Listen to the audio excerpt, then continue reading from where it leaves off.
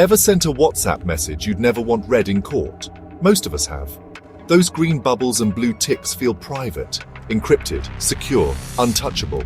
But what if your most secret chats could become evidence against you? This isn't sci-fi. It happened in a family court in India.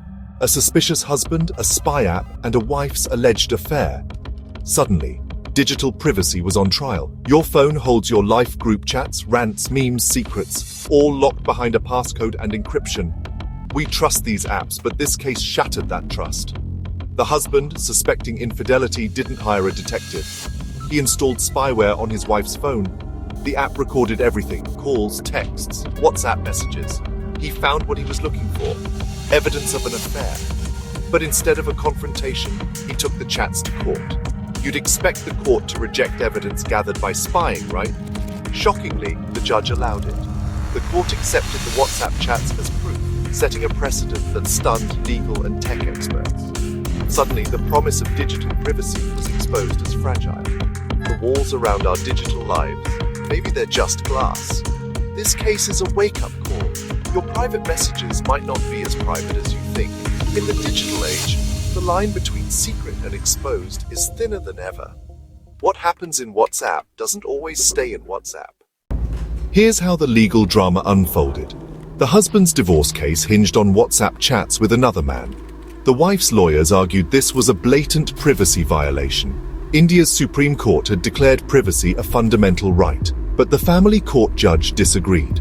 He ruled that in marital disputes, uncovering the truth outweighed absolute privacy. The court said family law is different. It's about personal conduct, not state surveillance. This decision opened the door to spousal spying. If you suspect your partner, you might feel justified in monitoring them. The court's ruling: digital evidence, even if secretly obtained, could be used in court. The legal world was stunned. After the Puttaswamy judgment, privacy was supposed to be sacred. But this case challenged that, pitting the right to privacy against the quest for truth in marriage. Critics warned this could justify invasive behavior and erode trust in relationships. Others argue privacy isn't absolute. Justice sometimes requires hard evidence. The debate: should digital privacy protect everyone, or can it be set aside in the name of truth? The lines around our digital privacy are now blurrier than ever. This case could reshape privacy law far beyond divorce courts. Worried your phone's been compromised? Spyware is sneaky but not invisible. Watch for sudden battery drain. Spy apps run constantly. Overheating for no reason?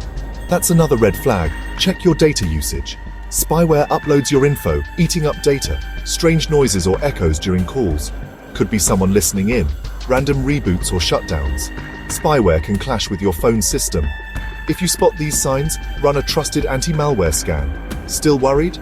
Back up your data and do a full factory reset. Digital hygiene is your best defense. In the age of spyware, vigilance is survival. The dream of total digital privacy. It's fading fast. Encryption protects against hackers, but not against someone close to you. This Indian case shows courts may pierce your digital veil in personal disputes. Globally, laws are scrambling to keep up with technology. What's private today might not be tomorrow. Be mindful of what you share. Assume anything you type could be read by others.